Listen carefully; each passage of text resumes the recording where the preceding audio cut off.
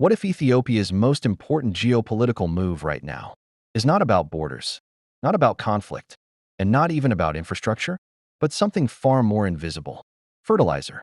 Because whoever controls fertilizer controls what grows, and whoever controls what grows controls what survives. And now Ethiopia is committing nearly $4 billion to change who holds that power. But the real question is not what they are building. It is what they are trying to escape. Every harvest in Ethiopia begins the same way. Before rain, before planting, before food itself, there is a single question hanging over millions of farmers. Will fertilizer arrive on time or not? Because without it, modern yields collapse, and Ethiopia's agriculture depends on it. Most of that fertilizer is imported, which means the country's food system depends on forces far outside the farm itself: ports, shipping lanes, foreign currency reserves, global commodity markets, political stability, and transit corridors.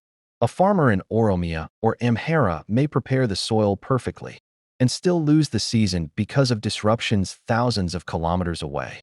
That is how exposed the system really is. And here is the hidden pressure point. When global fertilizer prices surge, farmers do not negotiate.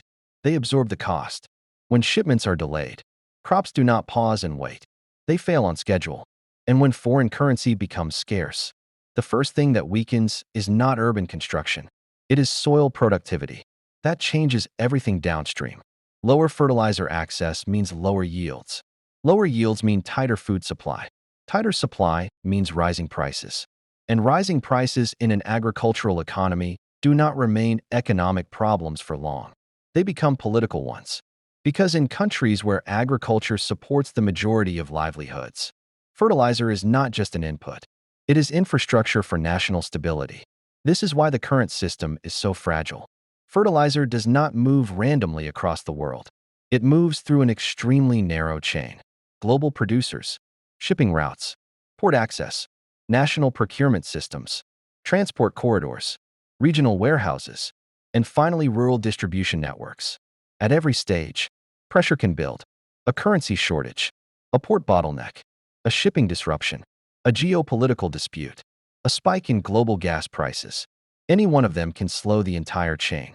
And in Ethiopia's case, that chain has remained dangerously externalized. Because even when demand is predictable, supply rarely is, which creates a silent national vulnerability. If one link tightens, the entire agricultural calendar shifts. Not theoretically, physically. Planting seasons move, harvest volumes shrink, food inflation rises, and suddenly geopolitics is no longer happening at borders. It is happening inside farmland. This is where economics stops being abstract and becomes physical. Now the system is being rebuilt. A massive industrial transition involving Ethiopian state strategy and major partners, including the Dangote Group, is expanding into what could become a $4 billion fertilizer production ecosystem. But this is where most people misunderstand the story. This is not simply about making fertilizer locally. It is about removing pressure points from the national survival chain. The project aims to build large-scale ammonia and urea production, gas-linked industrial supply systems, domestic blending capacity, integrated logistics and transport networks, and distribution systems designed to push fertilizer deeper into the agricultural economy faster than before. At scale, this changes the strategic equation entirely. Because Ethiopia would no longer experience global fertilizer shocks the same way. Instead of importing vulnerability, it begins internalizing resilience. And that changes more than agriculture. It changes leverage. A country that controls fertilizer supply gains more control over food inflation, foreign currency exposure, rural productivity, and long-term political stability. Which means this project is not just industrial policy. It is geopolitical insulation. A slow attempt to reduce dependence on external systems that Ethiopia cannot fully control. And in a world where supply chains are increasingly weaponized, that may be one of the most important strategic shifts happening in Africa right now.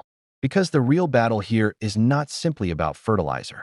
It is about whether Ethiopia can keep its food system functioning without asking the outside world for permission. And if that happens, the balance of dependency begins to change.